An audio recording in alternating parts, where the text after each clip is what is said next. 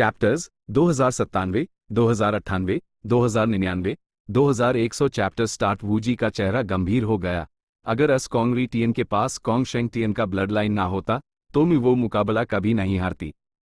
वू जानपिंग ने अपना सर हिलाया। तुम हारी नहीं हो। अस्कोंग टियन के पास इमॉर्टल गू है, पर है तो वो एक मोर्टल हाई।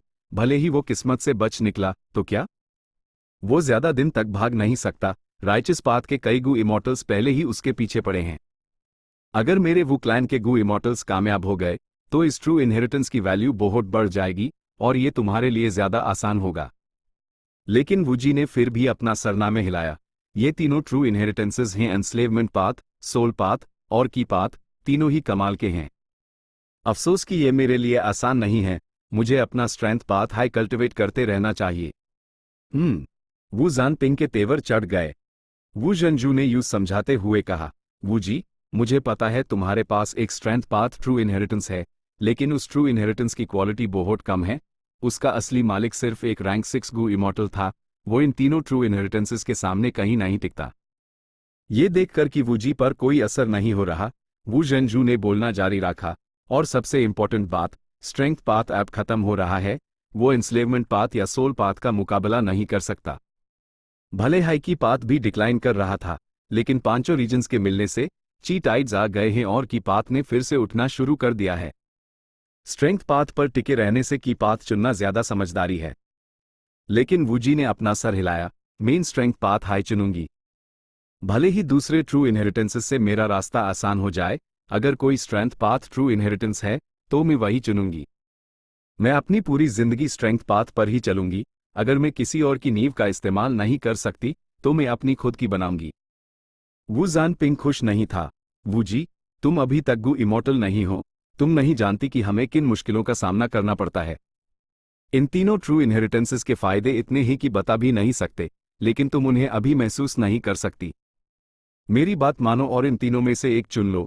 फ्यूचर में जब तुम इस लंबे सफर पर कल्टिवेट करोगी तो तुम अपने आज के फैसले पर खुश होगी।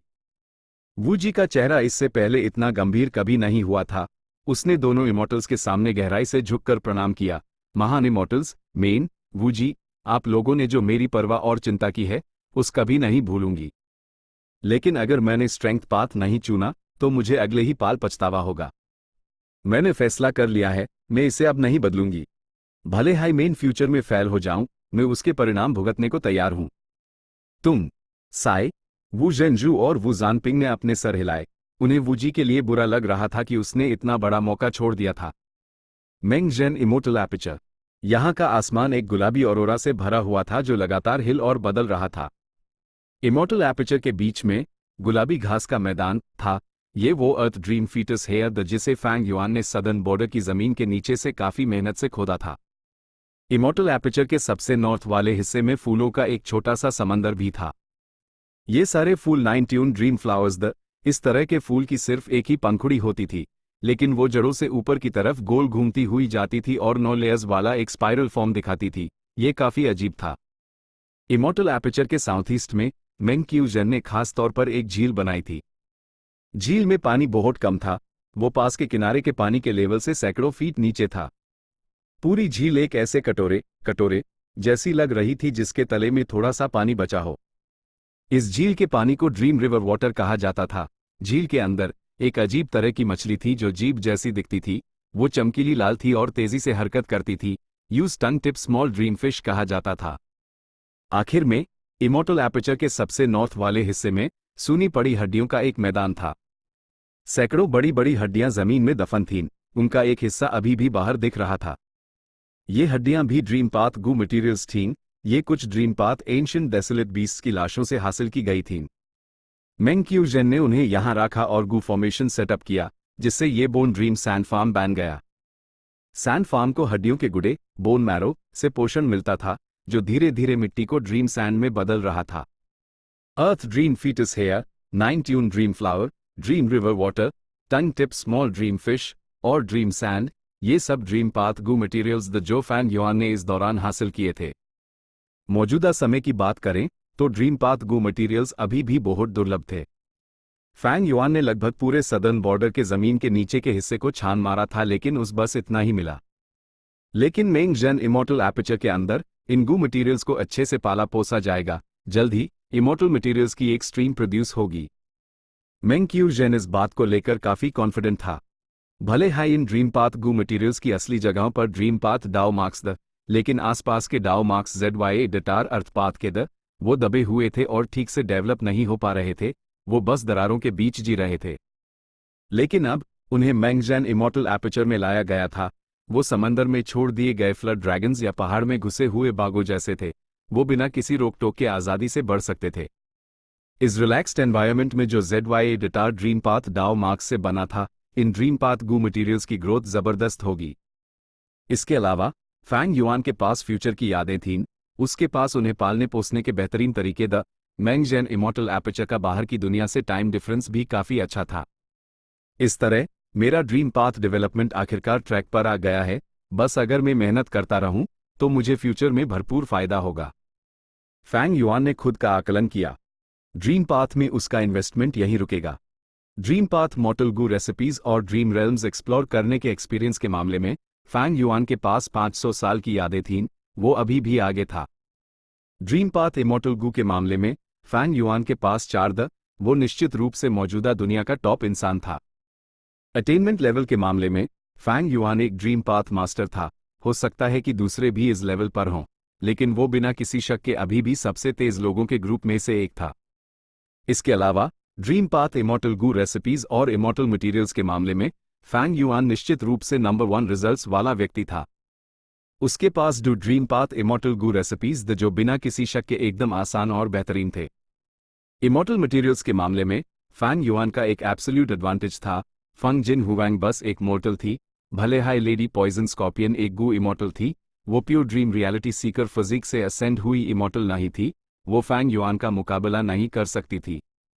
सब कुछ मिलाकर देखा जाए तो फैंग युआन निश्चित रूप से ड्रीम पथ के मामले में दुनिया का नंबर 1 इंसान था। ऐसे रिजल्ट्स फैंग युआन की उम्मीदों से भी आगे थे। उसके प्लान में उस बस ड्रीम पाथ में एक खास बढ़त बनाए रखनी थी, और अभी ड्रीम पथ के असली उत्थान का समय नहीं आया था। मेंग जेन इमोर्टल एपर्चर का हाई एग्जाम्पल लें। ये निश्चित रूप से दुनिया का नंबर 1 ड्रीम पाथ गू मटेरियल प्रोडक्शन ग्राउंड था, लेकिन ये सिर्फ rank 6 dream path immortal materials high produce कर सकता था, और क्वांटिटी भी बहुत कम थी। पर्याप्त ड्रीम पाथ इमोर्टल मटेरियल्स के बिना फैंग युआन अपने ड्रीम पाथ इमोर्टल गू के रैंक नहीं बढ़ा सकता था। सच तो ये था, भले ही उसके पास ड्रीम टोकन जैसे रैंक 8 इमोर्टल गू दी और वो ड्रीमी लाइट स्मोक जैसे किलर मूव्स इस्तेमाल कर सकता था, वो कॉम्बैट में ड्यूक लॉन्ग या स्पेक्ट्रल सोल के खिलाफ कोई एडवांटेज हासिल नहीं कर सकता था। सबसे हाईएस्ट लेवल की लड़ाइयों में ड्रीम पाथ सिर्फ एक स्पेशल मेथड था जो दुश्मनों को डरा और चौकन्ना कर सकता था। फैंग युआन क्रेज डेमन केव को एक्सप्लोर करना चाहता था। यूज शायद रिवाइव हो चुकी स्टार कॉन्स्टलेशन इमोर्टल वेनरेबल और स्पेक्ट्रल सोल डेमन वेनरेबल, जो door of life and death के अंदर था, का सामना करना पड़ेगा। ऐसे अस्तित्वों का सामना करते हुए उसके ड्रीम पाथ मेथड्स, जो अभी भी शुरुआती दौर में थे, उसके मेन मेथड्स के रूप में भरोसेमंद नहीं थे। सच तो यह है कि perfect pure dream reality Sikar physique और स्पेक्ट्रल सोल के स्प्लिट सोल मेथड को मिलाकर मेन ड्रीम पाथ गू इमोर्टल्स को ठोके के भाव बना सकता हूं। लेकिन extra dream path immortal apertures बेकार हैं। सबसे बड़ा फायदा नेचुरल इंस्पिरेशन हाई होगा। मुझे नए dream path immortal Gu recipes मिलेंगे। भले हाई मेन इमोर्टल गू रिफाइन करने के लिए असेंशन ट्रिब्यूलेशन का इस्तेमाल करने की कोशिश करूं, यह आसान नहीं होगा। ट्रिब्यूलेशंस को हेवंस विल कंट्रोल करती थी, वो स्ट्रांग या वीक हो सकती थीं। जब स्ट्रांग होती तो ज्यादा हेवन एंड अर्थ की होती। ट्रिब्यूलेशन में सफल होने के बाद इमोर्टल गू रिफाइन करने के लिए बहुत सारी हेवन एंड अर्थ ची बच जाती। लेकिन अगर हेवंस विल ट्रिब्यूलेशन की स्ट्रेंथ कम कर देती तो एक्स्ट्रा हेवन एंड अर्थ की नहीं बचती। इस केस में वो ड्रीम पाथ इमोर्टल गू रिफाइन नहीं कर सकता था। अगर हेवंस विल ने ऐसा किया तो फैंग युआन का फायदा बहुत कम होगा। पहली बात, pure dream reality Sikar physique bodies बनाने का खर्चा बहुत ज्यादा था। उस बड़ी संख्या में ड्रीम रेल्म्स इस्तेमाल करने पड़ते। अगर हेवंस विल ने कुछ नया ट्राई किया और ट्रिब्यूलेशन कॉन्टेंट्स को बदल दिया तो फैंग युआन भी खतरे में पड़ जाएगा। आखिरकार फैंग युआन की ड्रीम पाथ फाउंडेशन पिछली बार हेवंस विल के सामने एक्सपोज हो चुकी थी। इसलिए कुछ समय के लिए रिकूपरेट करना और मेन जेन इमोर्टल एपर्चर का इस्तेमाल करके हेवंस विल से छुपना और तेजी से डेवलप करना, जबकि ट्रिब्यूलेशन से गुजरने से पहले नए ड्रीम पाथ इमोर्टल गू रिफाइन करना अभी सबसे अच्छा तरीका था। ड्रीम पाथ में इन्वेस्ट करते रहने से ज्यादा रिलेटिव रिटर्न्स नहीं मिलेंगे। अगर फैंग युआन ने अपना इन्वेस्टमेंट जारी रखा तो यूज हेवंस विल के दबाव का सामना करना पड़ेगा और एक फ्रंटरनर होने का प्रेशर भी, ये मुश्किल और परेशानी भरा होगा। उससे अच्छा वो तब तक इंतजार करे जब तक ड्रीम पथ फल फूल ना जाए और ड्रीम रेल्म्स हर जगह ना हो। जब ट्रेंड इस हद तक बढ़ जाए तो वो उस मौके का फायदा उठाकर डेवलप कर सकता है, जिससे टाइम और एनर्जी दोनों बचेंगे। इसलिए फैंग युआन अपने पास मौजूद ड्रीम रेल्म्स को रखना नहीं चाहता था। दूसरों के हाथों में यह ड्रीम रेल्म्स उन्हें युग से आगे रहने का मौका देंगे। चाहे वो वेस्टर्न डेजर्ट का टान क्लैन हो, सेंट्रल कॉन्टिनेंट की फंग जिन हुआंग हो, या नॉर्दर्न प्लेन्स की लेडी पॉइजन स्कॉर्पियन, वो सब एक जैसे होंगे। लेकिन फैंग युआन के लिए इन ड्रीम रेल्म्स की असली कीमत ये थी कि वो उसके अटेनमेंट लेवल्स को बढ़ा सकते थे और उस और ज्यादा ग्रोटो हेवंस को हड़पने की अनुमति दे सकते थे। मेंग क्यू जेन सच में वो ड्रीम पाथ क्लोन था जिसे फैंग युआन ने मेहनत से बनाया था। उसकी dream realm exploration efficiency main body से कई गुना ज्यादा थी।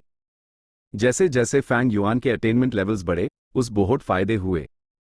साथ ही उसने डू हेवंस में ग्रोटो हेवंस को हड़पना भी जारी रखा।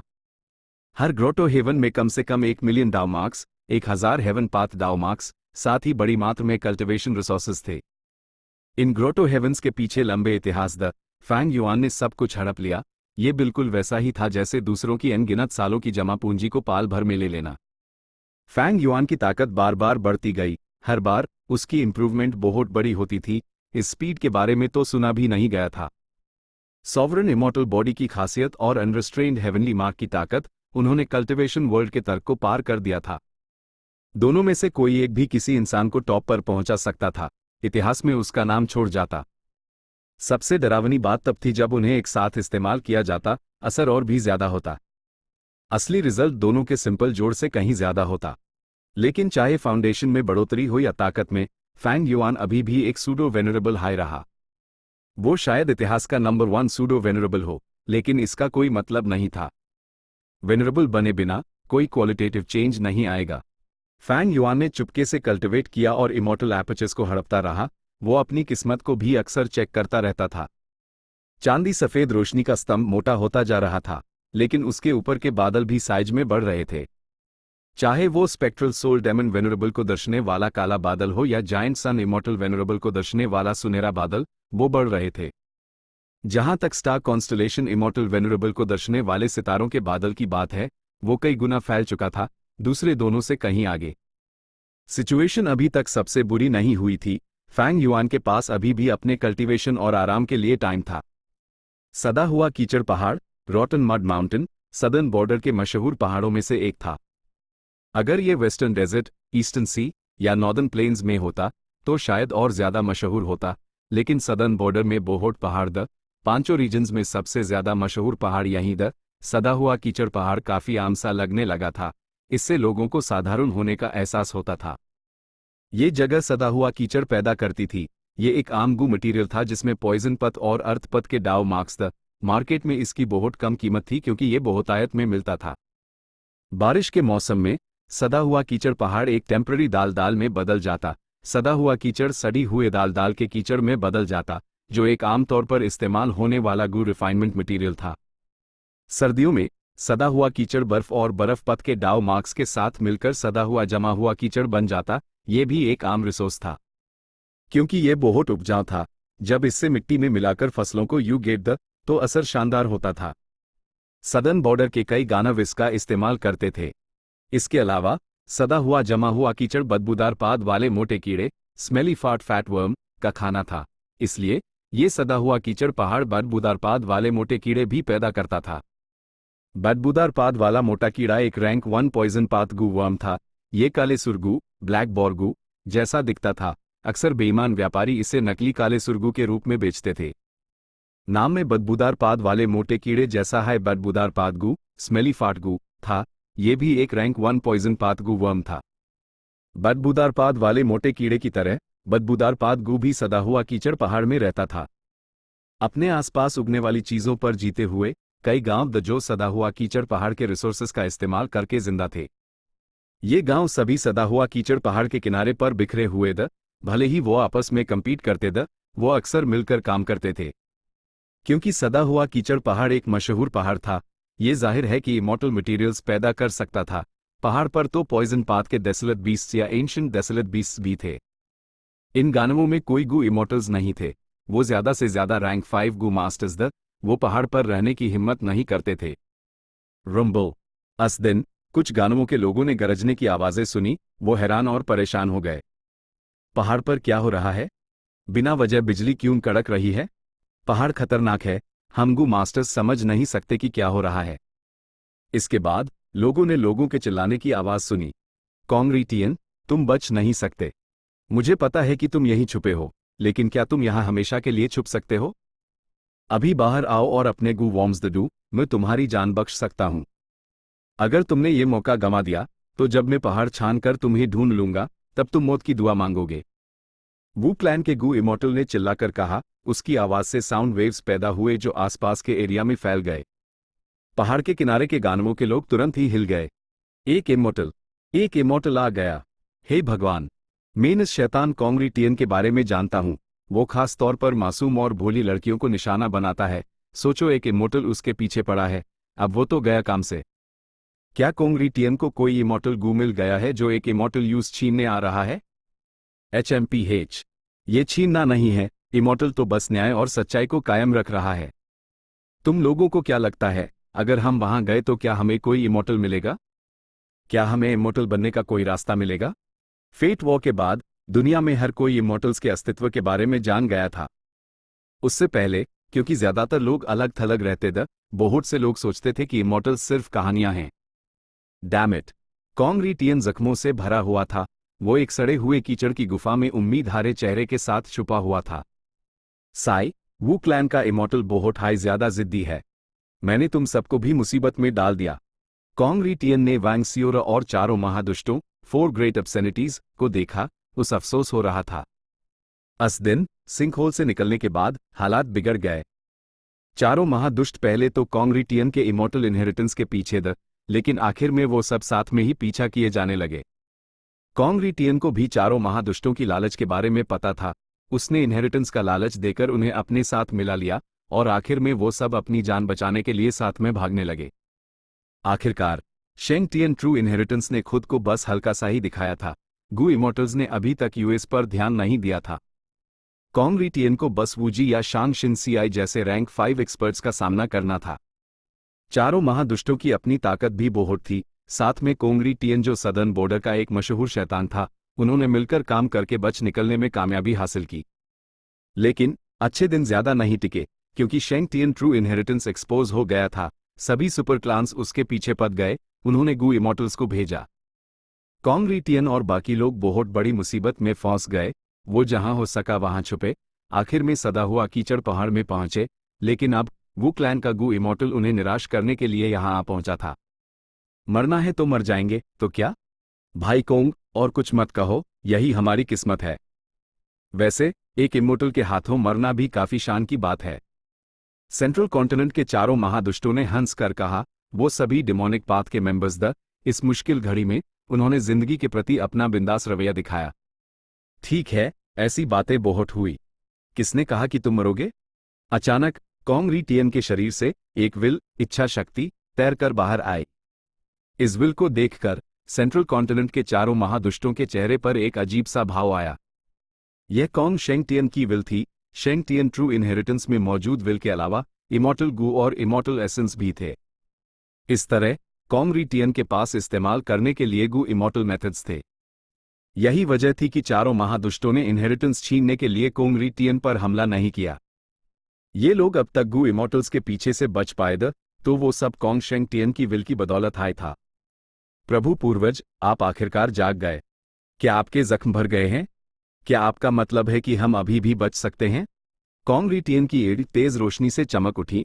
उसने एक के बाद एक सवाल पूछे। कॉन्ग शेंगटियन की विल ने आ भरी। मैं जख्मी नहीं हूं।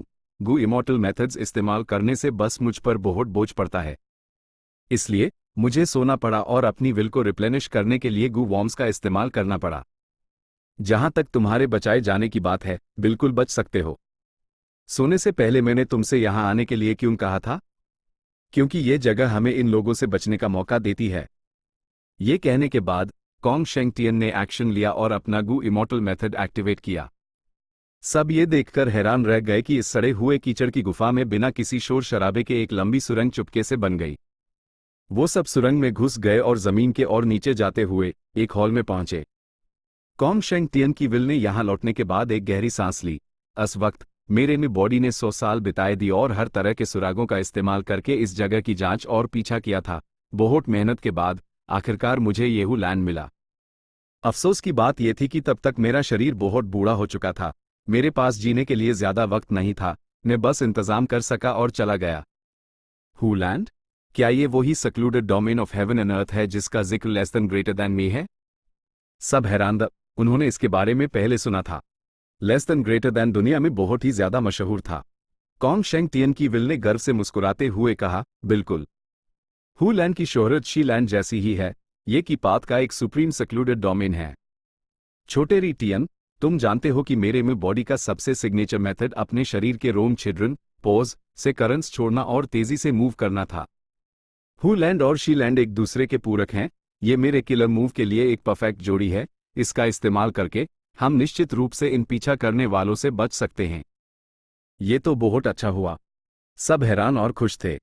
भले ही वो मौत से नहीं डरते थे, सबसे अच्छी सिचुएशन तो जिंदा बचना ही थी। कॉन्ग शेंगटियन की विल ने आह भरते हुए कहा, अफसोस की बात है कि तुम गू इमॉर्टल नहीं हो। छोटे री टियन, तुम इस secluded domain of heaven and earth को अपने साथ नहीं ले जा सकते। एक बार जब मैं इस किलर मूव का इस्तेमाल करूंगा, तुम सब मीटर की तरह बिखर कर उड़ जाओगे। स्पीड इतनी जबरदस्त होगी कि कोई तुम्हें पकड़ नहीं पाएगा, लेकिन येहू लैंड बाहर के अनगू इमॉर्टल्स के लिए छूट जाएगा। कॉन्ग री टियन ने इसकी परवाह नहीं की। पूर्वज, हमारी जान बच जाए, यही बहुत है। जब हम इस secluded domain of heaven and earth को लड़ जा नहीं सकते, तो वो क्लैन अभी के लिए इसकी हिफाजत कर सकता है। एक दिन मैं इसे वापस लड़ लूंगा। वो वुजी या शांग शिनसियाई मेरे पैरों के नीचे तड़पेगी। उन्हें इसका अंजाम भुगतना पड़ेगा। कॉन्ग री टियन ने यह कहते हुए उसकी निगाहें बेरहम हो गईं। उससे एक ऐसे डिमोनिक पाथ मेंबर की ऑरा निकल रही थी जिसे किसी चीज का डर नहीं था। वो बुरे इरादों से भरा हुआ था। कॉन्ग शेंगटियन की विल जोर से हंसी। गुड, मेरे वंशज को ऐसा ही होना चाहिए। कॉन्ग शेंगटियन भी उस जमाने में एक डिमोनिक पाथ मेंबर था। यूज कॉन्ग री टियन जैसे वंशज पसंद थे। वैसे भले हाई कॉन्ग री टियन ने अनगिनत पाप किए थे, उसके पास टैलेंट या सही नेचर की कमी नहीं थी। वारना वो सदर्न बॉर्डर में इतने लंबे समय तक जिंदा नहीं रहता और एक मजबूत शैतान की शोहरत भी हासिल न करता। चेन यिन डाओ बोला, लॉर्ड गू इमॉर्टल, ये लोग मेरे भाई हैं। हम साथ में सफर करना चाहेंगे। मैंने लॉर्ड के शब्दों से सुना कि हम अलग हो जाएंगे। कॉन्ग शेंगटियन की विल ने सर हिलाया। हाँ, अगर मेरा में बॉडी अभी यहां होता तो मैं हू लैंड का इस्तेमाल करके तुम सबको साथ में भगा सकता था। लेकिन मैं अब सिर्फ एक विल हूं। मैं मुश्किल से ही हू लैंड का इस्तेमाल कर सकता हूं। चाहे दिशा हो या मंजिल, मैं दोनों को कंट्रोल नहीं कर सकता। शायद तुम यहां रुककर कहीं और छुप सकते हो। जब मैं छोटे री टियन के साथ चला जाऊंगा तो वो सदर्न बॉर्डर गू इमॉर्टल शायद हमारे पीछे आ जाए। चेन यिन डाओ और बाकी लोग परेशान हो गए। जब वो जा सकते थे तो उन्हें जरूर जाना चाहिए था।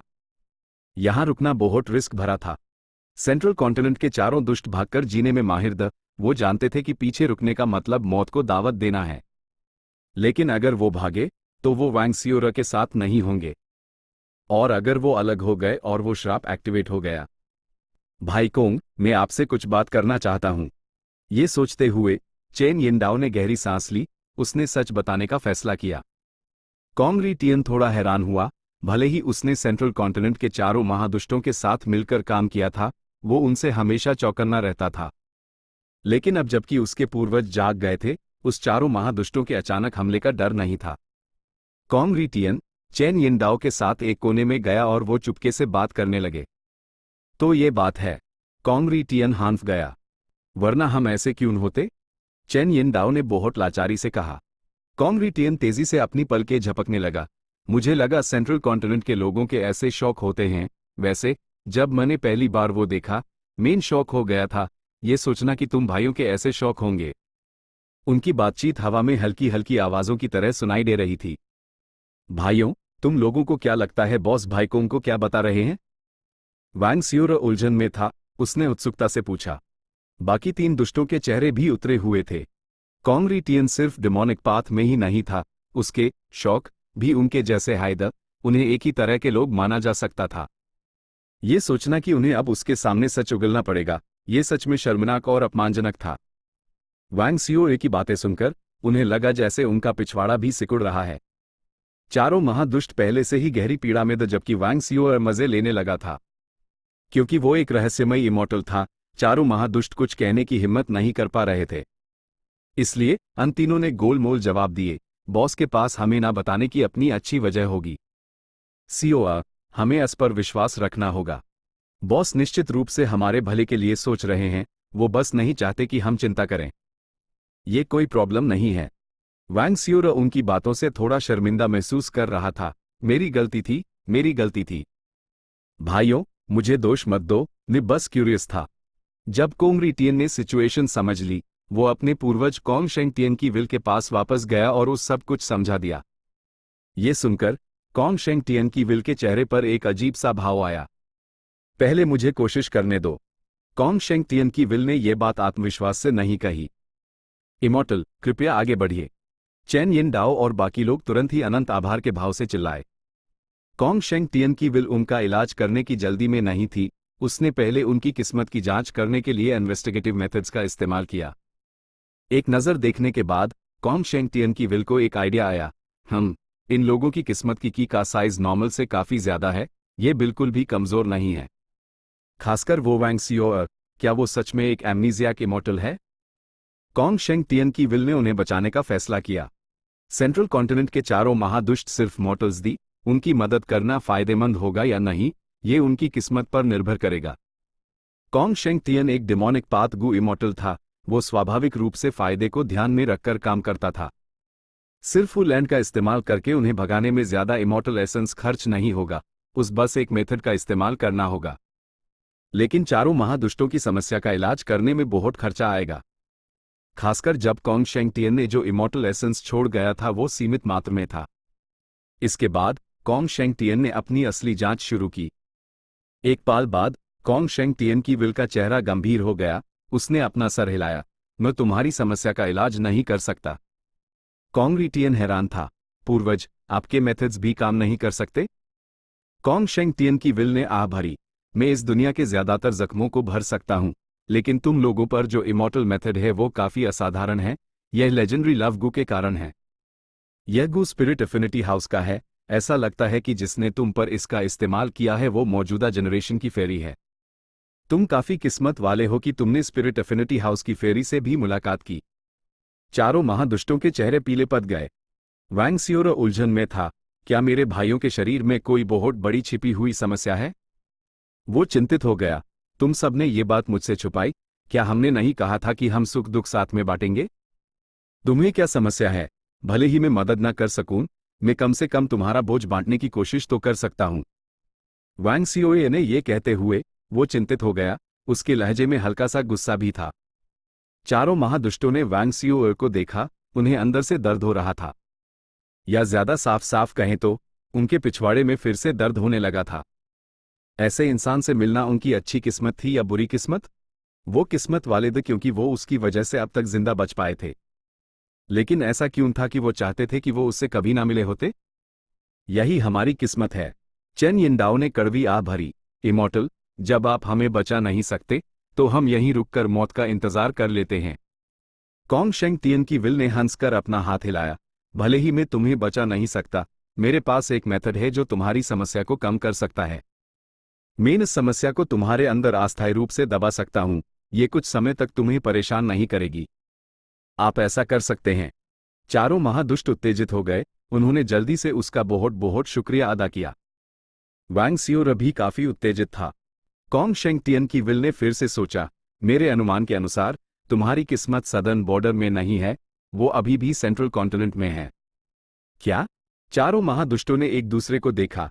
उन्हें आखिर सेंट्रल कॉन्टिनेंट से निकाल दिया गया था, लेकिन कोंग शेंगटियन की बातें सुनकर क्या उन्हें अभी भी सेंट्रल कॉन्टिनेंट वापस जाना होगा?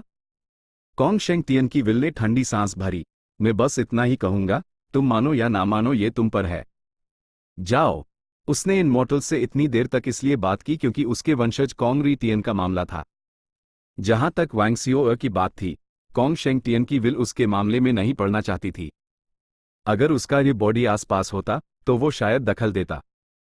लेकिन अब कौन जानता था कि वांग सिओ का क्या बैकग्राउंड है? क्या वो सच में अपनी याददाश्त खो चुका था या वो नाटक कर रहा था? भले ही उसने अपनी यादें खो दी हों, उस देखकर लगता था कि उसके पास अभी भी डिफेंसिव मेथड्स हैं। कॉन्ग री टियन अभी तक गु इमॉर्टल नहीं बना था और उसके पीछे सदर्न बॉर्डर के राइचस पाथ के गु इमॉर्टल्स पड़े हुए द कॉन्ग शेंग टियन ने अनजान बनने का फैसला किया। वो वांग सिओ से कोई लेना देना नहीं रखना चाहता था। जाओ, कॉन्ग शेंग टियन ने कहते हुए एक किलर मूव एक्टिवेट किया, हुलैंड का इस्तेमाल करते हुए। आमतौर पर जब गु इमॉर्टल्स किलर मूव्स का इस्तेमाल करते हैं तो एक मजबूत ऑरा लीक होती है और दूसरों को चौकन्ना कर देती है। लेकिन कॉन्ग शेंग टियन का मेथड ऑरा को काफी हद तक आसान से छुपा सकता था। यह मेथड सच में दुर्लभ था। मौजूदा पांचों रीजन्स में सिर्फ वू योंग हाई ऐसा कर सकता था। इसका मतलब था कि जब कॉन्ग शेंग टियन जिंदा था, वो निश्चित रूप से अपने दुश्मनों के लिए एक बहुत बड़ा सरदर्द था। वो उससे आसानी से अपना बचाव नहीं कर पाते थे। इसलिए जब वो क्लैन के गु इमॉर्टल को कुछ गड़बड़ लगी, तब तक बहुत देर हो चुकी थी। उसने देखा कि ये लोग हर दिशा में उड़ गए, वो उन्हें रोक नहीं पाया। वू क्लैन का गु इमॉर्टल परेशान था लेकिन साथ ही हैरानी और अनिश्चितता से भरा हुआ था, क्योंकि उसू लैंड मिल गया था। ये एक की path secluded domain of heaven and earth है। मैं तो एक बहुत बड़ा काम करने वाला हूं। जब वू क्लैन के गु इमॉर्टल ने इसकी पुष्टि की तो वो बेहद खुश हो गया। उसने वू क्लैन के फर्स्ट सुप्रीम एल्डर वू योंग से संपर्क करना शुरू कर दिया। जब वू योंग को खबर मिली, वो अपने कमरे में क्लैन के मामले निपटा रहा था। हुलैंड? वो तुरंत अपनी सीट से उठ खड़ा हुआ, उसकी आंखों में तेज रोशनी चमक रही थी। इसके बाद उसने अपना मुंह खोला, उसने एक हरी हवा का झोंका फूंका। जब हरी हवा इधर उधर घूमकर एक मुट्ठी के साइज की हो गई तो वो वू योंग के दिमाग में घुस गई। वू योंग के दिमाग में विचार टकरा रहे थे और लगातार पैदा हो रहे थे। हरी हवा उन्हें अब्जॉर्ब कर लेती और टकराव की स्पीड में मदद करती, जिससे वो तेजी से सोच पाता। भले ही वू योंग एक विंड पाथ एक्सपर्ट था, उसका अटेनमेंट लेवल मिमिक्री के लेवल से परे था।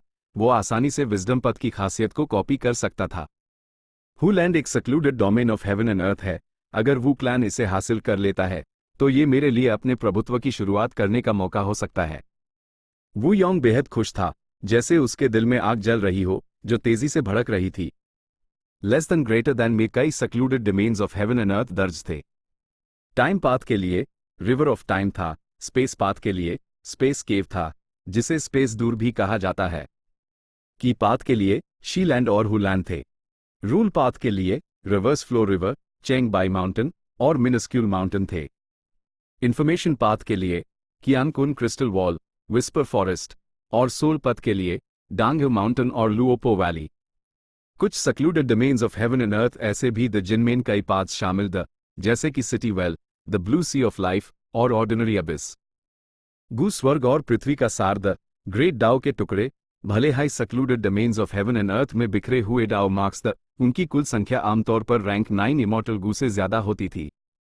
यह secluded domains of heaven and earth सिर्फ लेस देन ग्रेटर देन में ही दर्ज नहीं थे। बहुत कम ये गु इमॉर्टल्स या सुपर फोर्सेज ने हासिल किए थे, अपनी खुद की कहानियां छोड़ गए थे। अगर एक secluded domain of heaven and earth का अच्छे से इस्तेमाल किया जाता तो यह सुपर फोर्स को बहुत बड़ा फायदा दे सकता था। यहां तक कि सूडो वेनरेबल्स और वेनरेबल्स को भी इनसे बहुत लाभ होता। किसी और को छोड़ दो, सिर्फ सूडो वेनरेबल डेमन इमॉर्टल चीजू, उसने रिवाइव होने के तुरंत बाद गु इमॉर्टल दुनिया की एक टॉप लेवल की लड़ाई में हिस्सा लेने के लिए शीलैंड का इस्तेमाल किया था। वू योंग जानता था, एक सुपर फोर्स के लिए अगर वो एक secluded domain of heaven and earth को अच्छे से डेवलप कर पाए तो वो मार्केट में मोनोपोली से अनंत मुनाफा कमा सकते हैं, जैसे कि डांग माउंटेन। एक गु इमॉर्टल के लिए एक secluded domain of heaven and earth एक रैंक 9 इमॉर्टल गु का रिप्लेसमेंट था। ये पूरे युग को हिला सकता था, इमॉर्टल दुनिया में एक नया ट्रेंड ला सकता था। रैंक 9 इमॉर्टल गु हासिल करना बहुत मुश्किल था। इतिहास में भी बहुत कम रैंक 9 इमॉर्टल गु थे, जैसे कि फेट गु। हेवनली कोर्ट ने इसे बचाने और रिस्टोर करने के लिए लाखों साल बिता दिए। या विजडम गु, जैसे कि जायंट सन इमॉर्टल वेनरेबल ने इसे 88 ट्रू यांग बिल्डिंग के अंदर रखने के लिए बहुत मेहनत की थी। एक हेट्रेड गु भी था, जेनेसिस लोटस इमॉर्टल वेनरेबल ने सैकड़ों हजारों साल तक साजिश रची तब जाकर सफल हुआ। इतिहास में वेनरेबल्स वो ग्रुप द जिनके पास सबसे ज्यादा रैंक 9 इमॉर्टल गु द उनके सभी वाइटल गु रैंक 9 के थे। उनके अलावा ये संख्या 5 तक भी नहीं पहुंची। इसलिए एक secluded domain of heaven and earth की कीमत साफ थी। एक secluded domain of heaven and earth को कोर के रूप में इस्तेमाल करके एक इमॉर्टल किलर मूव एक्टिवेट करने से अक्सर बहुत अच्छे प्रभाव होते थे, जैसे फैंग युआन का रिवर्स फ्लो प्रोटेक्शन सील। मुझे अपनी पूरी ताकत लगाकर इस secluded domain of heaven and earth को हासिल करना होगा। मुझे इसे चुपके से हासिल करना होगा और इन्फॉर्मेशन लीक होने से रोकना होगा। वू योंग ने मन बना लिया।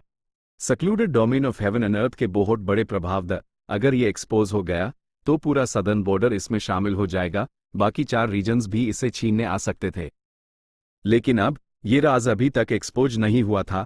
वू योंग ने अपने लिए एक बहुत बड़ा मौका देखा। दूसरी फोर्सेस को सिर्फ शेंग टियन ट्रू इनहेरिटेंस के बारे में पता था, उन्हें इस हू लैंड के बारे में नहीं पता था। पहले वू क्लैन के गू इमॉर्टल ने दूसरे क्लान्स के गू इमॉर्टल से लड़ाई की थी, वो अपनी मर्जी से चले गए थे। अभी सदा हुआ कीचड़ पहाड़ पर कोई और अकेले और डिमोनिक कल्टिवेटर्स नहीं थे। अतीत में अगर शेंग टियन ट्रू इनहेरिटेंस जैसी एक रैंक 8 इनहेरिटेंस सामने आती तो पूरी सदर्न बॉर्डर गू इमॉर्टल दुनिया हिल जाती, बहुत से लोगों को इसके लिए लड़ने के लिए भेजा जाता। लेकिन अब अलग था। सभी 5 रीजन्स में इनहेरिटेंसेस सामने आ रहे थे, वो सब की टाइड्स के कारण एक्सपोज हो गए थे। वू क्लैन का गू इमॉर्टल ZYA डटार इसी वजह से कंपेटिटर्स को हरा पाया था।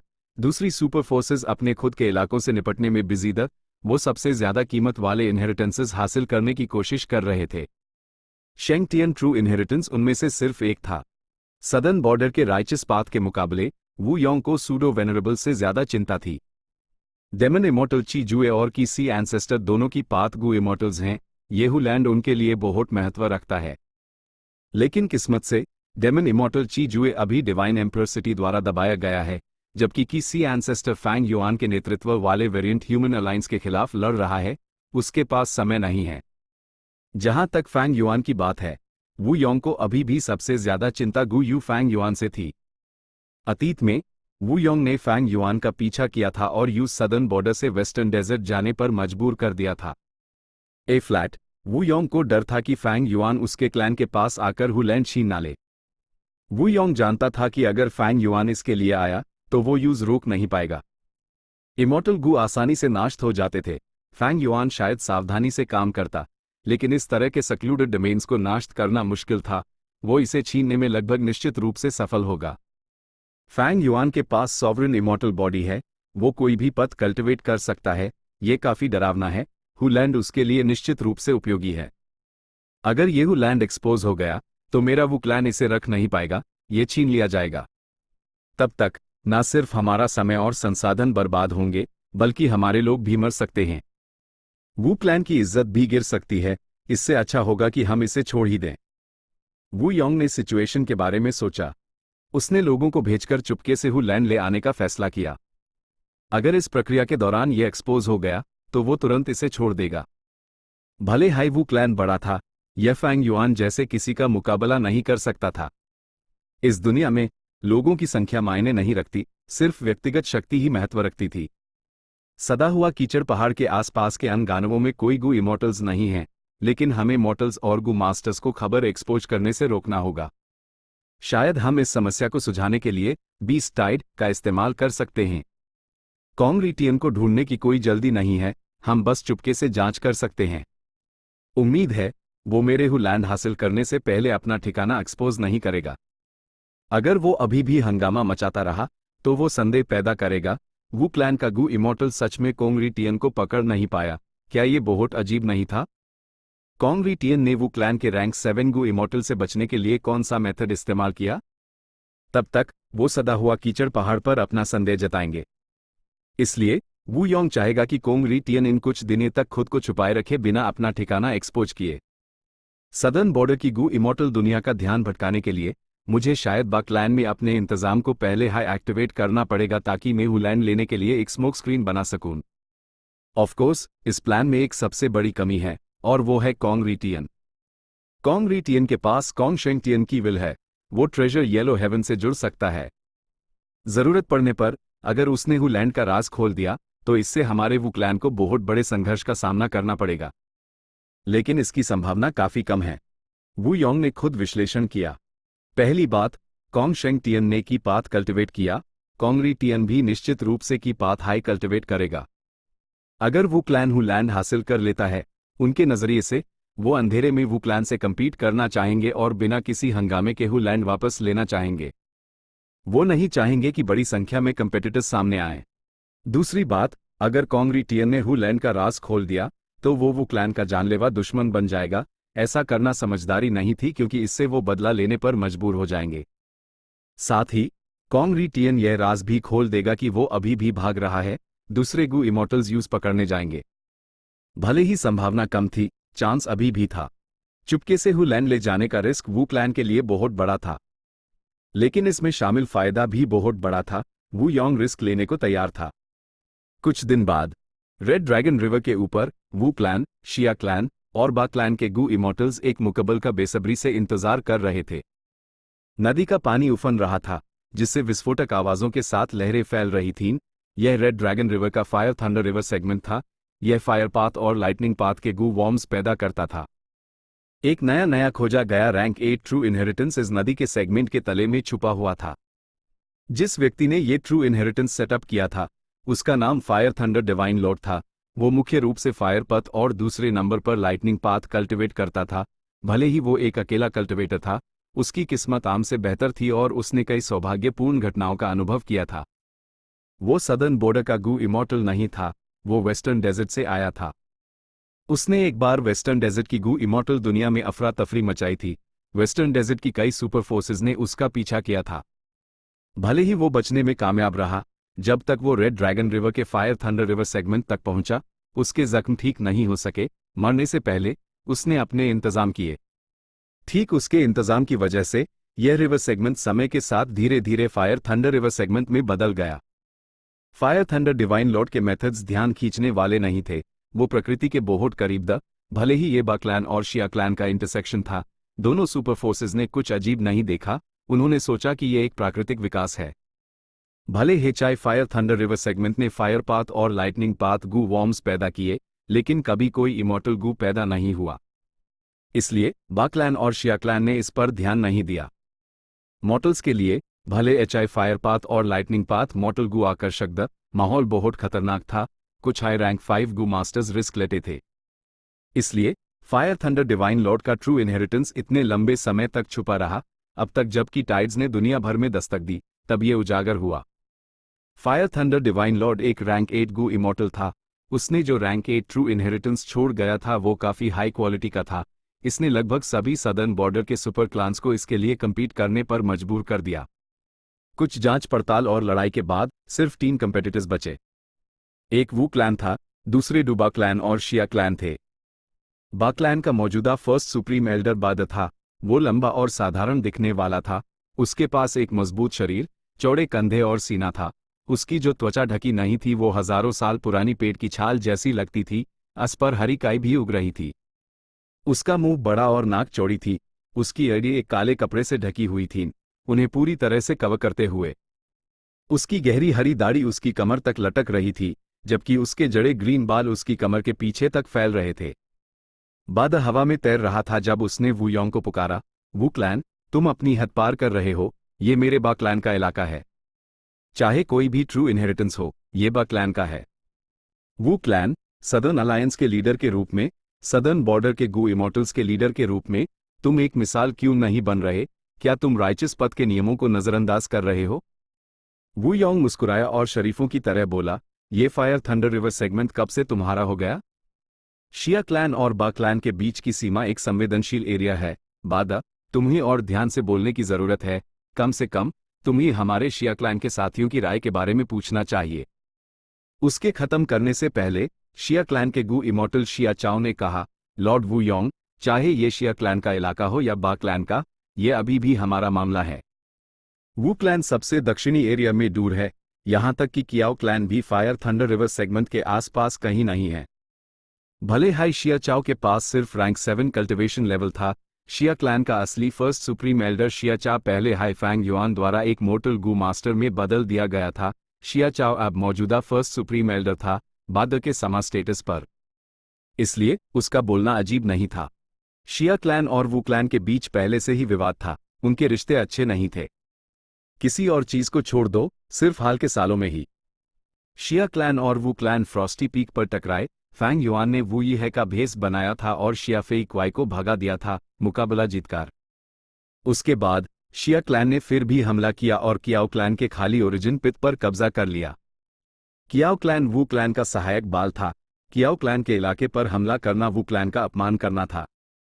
उसके बाद वू योंग ने clear Z dripping wind tiny bamboo building का इस्तेमाल करके सिचुएशन को पलट दिया। शिया क्लैन को खाली ओरिजिन पिट वापस करने पर मजबूर होना पड़ा। शिया क्लैन का एक्सटर्नल सुप्रीम एल्डर इमॉर्टल यान हुआंग के पास कभी मून बोल था, लेकिन वू क्लैन ने इस इलाके पर पहले ही कब्जा कर लिया था। इसलिए भले हाई शिया क्लैन और बा क्लैन में सामंजस्य नहीं था, क्योंकि वू क्लैन उनमें सबसे मजबूत था। यह दोनों क्लैन अभी एक ही तरफ खड़े थे। कियाओ सी लियू का चेहरा थोड़ा बदल गया। वो सदर्न बॉर्डर की 3 महापरियों में से एक थी। उसकी खूबसूरती फेरी मियाओ यिन के बराबर थी। उसका कल्टिवेशन लेवल भी रैंक 7 था। इस बार वू क्लैन के एक्शन के साथ कियाओ क्लैन को उनके सहायक बाल के रूप में कुछ कोशिश दिखानी थी, इसलिए उन्होंने कियाओ सी लियू को वू योंग के साथ भेजा। कियाओ सी लियू राइचस पाथ के नियमों के बारे में जानती थी। बा क्लैन और शिया क्लैन को वू क्लैन के खिलाफ एकजुट होते देख वो अंदर से चिंतित हो गई। राइचस पाथ गू इमॉर्टल्स को एक नियमों के सेट का पालन करना पड़ता था। वो डिमोनिक पाथ की तरह आज़ाद या अकेले कल्टिवेटर्स की तरह बेपरवाह नहीं थे। भले हाई वू योंग मजबूत था, लगभग सदर्न बॉर्डर का नंबर 1 इंसान, बिना किसी सही राइचस रीजन के वो फायर थंडर ट्रू इनहेरिटेंस को जबरदस्ती नहीं ले सकता था। इस पैल वू योंग की शोहरत और सदर्न अलायंस लीडर के रूप में उसका स्टेटस यूज बांधने वाली जंजीरें बन गए। अगर वू योंग ने इसे जबरदस्ती लिया तो वो सबका समर्थन खो देगा। सदर्न बॉर्डर का राइचस पाथ अलायंस लीडर के रूप में उसकी निष्पक्षता में विश्वास खो देगा। वू क्लैन एक शक्तिशाली बाल था, लेकिन वो फायर पाथ या लाइटनिंग पाथ कल्टिवेट नहीं करते थे। एक rank 8 fire thunder true inheritance Wu clan के लिए सच में महत्वपूर्ण नहीं था। अगर वू योंग ने इसे अब लेने की कोशिश की तो वू क्लैन का नुकसान उल्टा और भी बड़ा होगा। शिया क्लैन और बा क्लैन के विरोध के खिलाफ वू योंग के चेहरे पर मुस्कान और भी स्पष्ट हो गई। जाओ, इस व्यक्ति को यहां ले आओ, उसने निर्देश दिया। उसके पीछे वू क्लैन के गू इमॉर्टल ने अपने इमॉर्टल एपर्चर का प्रवेश द्वार खोला। एक मोर्टल गू मास्टर बाहर आया। वू योंग ने परिचय दिया, यह western desert Gu master fire thunder divine lord का ब्लडलाइन वंशज है। Fire thunder river segment Ba clan का है या शिया क्लैन का, इससे कोई फर्क नहीं पड़ता। जो साफ है वो ये है कि नदी में मौजूद फायर थंडर ट्रू इनहेरिटेंस इस छोटे दोस्त का है। बा क्लैन और शिया क्लैन के गू इमॉर्टल्स के चेहरे बदल गए। वू योंग शांत भाव से फिर से मुस्कुराया। राइचस पाथ के सदस्य होते हुए हम दूसरों की विरासत कैसे छीन सकते हैं? इस ट्रू इनहेरिटेंस का अपना मालिक है, यह वेस्टर्न डेजर्ट के इस दोस्त का है। सदर्न अलायंस लीडर के रूप में मुझे अपने कार्यों में निष्पक्ष रहना होगा। अगर किसी को उसकी पहचान पर शक है तो आप उसका खून निकालकर टेस्ट कर सकते हैं। वाह, लॉर्ड वू योंग तो वो तैयारी के साथ आए थे। कियाओ सी लियू की एड़ी चमक उठी जब वो शांत हो गई। इस बहाने से वू क्लैन के पास तर्क का अधिकार था। वो अपने ऊपर आने वाले किसी भी आरोप को रोक सकते थे। वू योंग अपनी पूरी ताकत का इस्तेमाल कर सकता था। इसके विपरीत बा क्लैन और शिया क्लैन एक अजीब स्थिति में फंस गए। बादा और शियाचाओ ने एक दूसरे को देखा, उनके चेहरे उतरे हुए थे। वू योंग ने इतनी जोरदार तैयारी की थी, वो काफी हैरान थे। भले हाई वू योंग हाल हाल में सत्ता में आया था, उसकी राजनीतिक कुशलता पूरी सदर्न बॉर्डर गू इमॉर्टल दुनिया के लिए एक बहुत बड़ा सबक था। बादा और शियाचाओ जानते थे कि जब वू योंग ने इस ब्लडलाइन वंशज को सामने लाया है तो उसकी पहचान असली होनी चाहिए। भले हाई वू योंग नाटक कर रहा हो, उसने इसे एक बेहतरीन मेथड से किया होगा जिसे अभी के लिए पकड़ा नहीं जा सकता। बादा और शियाचाओ ने आपस में चर्चा की और कुछ कदम आगे बढ़े। बादा का चेहरा गंभीर था। हम सदर्न बॉर्डर की एक विरासत को वेस्टर्न डेजर्ट को कैसे लौटा सकते हैं? शियाचाओ ने जोड़ा, जब फायर थंडर डिवाइन लॉर्ड यहां मारा और अपनी ट्रू इनहेरिटेंस सदर्न बॉर्डर में छोड़ गया तो ये बस स्वर्ग की इच्छा है। बा क्लैन और शिया क्लैन पीछे नहीं हट सकते थे। ट्रू इनहेरिटेंस उनके इलाकों के बीच में था। अगर वो अब पीछे हट जाते तो क्या वो अपनी इज्जत बचा पाते? वू योंग उनकी बातों से हैरान नहीं था। उसने अपनी आस्तीनें झटकी, तो चलो हम तीनों इसके लिए मुकाबला करते हैं। सिचुएशन इस मोड़ पर आ चुकी थी। परिणाम तय करने के लिए उन्हें सिर्फ लड़ना ही पड़ेगा। मुझे तुमसे दो हाथ करने दो, बादा ने चिल्लाते हुए पहले हमला किया। शियाचाओ के पास सिर्फ रैंक 7 कल्टिवेशन लेवल था। वो तेजी से दूर उड़ गया और दूर से हमला किया। बाद की वू योंग को रोकने में मदद करते हुए। वू योंग दिल खोलकर हंसा, तेज हवाएं चली और आसमान काला पड़ गया। बाद वुड पाथ कल्टिवेट करता था, उसने अपना किलर मूव एक्टिवेट किया। आसमान में अनागिनत प्राचीन पेड़ और उड़ते हुए पत्ते दिखाई दिए। लेकिन वू योंग के किलर मूव्स के सामने पेड़ कटकर बिखर गए और पत्ते मुरझा गए। 3 राउंड्स के बाद बादा और शियाचाओ वू योंग से हार गए। जीतने वाला पक्ष बहुत साफ था। और कुछ कहना है? वू योंग मुस्कराया। शियाचाओ का चेहरा गुस्से से लाल था, वो चुप रहा। वो इस समय को याद किए बिना नहीं रह सका जब शियाचा अभी भी रैंक 8 थी। कम से कम तब वू योंग इतना अहंकारी नहीं था। वो सच में इतना मजबूत हो गया है। बादा अंदर से हिल गया था और उसने अपनी मुट्ठियां भींच ली। लेकिन मेरे पास अभी भी एक और ट्रम्प कार्ड किलर मूव है जिसका इस्तेमाल नहीं किया गया। अगर मैं कोशिश करूं, क्या मैं वू योंग को हरा सकता हूं? बादा ने इस बारे में सोचा। उसने अपनी भींची हुई मुट्ठियां ढीली कर दी। सिर्फ ये फायर थंडर ट्रू इनहेरिटेंस इतना महत्वपूर्ण नहीं था कि वो उस किलर मूव को एक्सपोज करे जिसे उसने सालों से राज रखा था। बा क्लैन और शिया क्लैन आखिर में चले गए। वू योंग इस वेस्टर्न डेजर्ट गू मास्टर को नदी के तले तक ले गया और फायर थंडर ट्रू इनहेरिटेंस हासिल कर लिया। वेस्टर्न डेजर्ट गू मास्टर वहीं घुटनों के बाल बैठ गया, वू क्लैन में शामिल होने की गुहारिश करते हुए।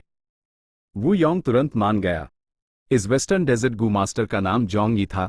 उसके पास भरपूर प्रतिभा और अच्छा चरित्र था। थोड़ी परवरिश के बाद वो एक गू इमॉर्टल बीज बन सकता था। वू क्लैन को यूज लेने में कोई नुकसान नहीं था। फैंग युआन की वजह से वू क्लैन के कई गू इमॉर्टल्स मर चुके थे। वू योंग को अब और वू क्लैन गू इमॉर्टल्स की जरूरत थी, इसलिए उसने आसपास के दूसरे रीजन्स के गू मास्टर्स को अपने क्लैन के भविष्य के एक्सटर्नल एल्डर्स के रूप में अपनाना शुरू कर दिया। लॉर्ड वू योंग को बधाई हो, आपने आसानी से बा क्लैन और शिया क्लैन को हरा दिया और फायर थंडर ट्रू इनहेरिटेंस हासिल कर लिया। कियाओ सी लियू ने गहरी शिष्टता से कहा। मौजूदा सदर्न बॉर्डर में कौन हमारे लॉर्ड से मुकाबला करने की हिम्मत करता है? वू क्लैन के गू इमॉर्टल्स का मनोबल बढ़ गया। वो उत्तेजित होकर बोले।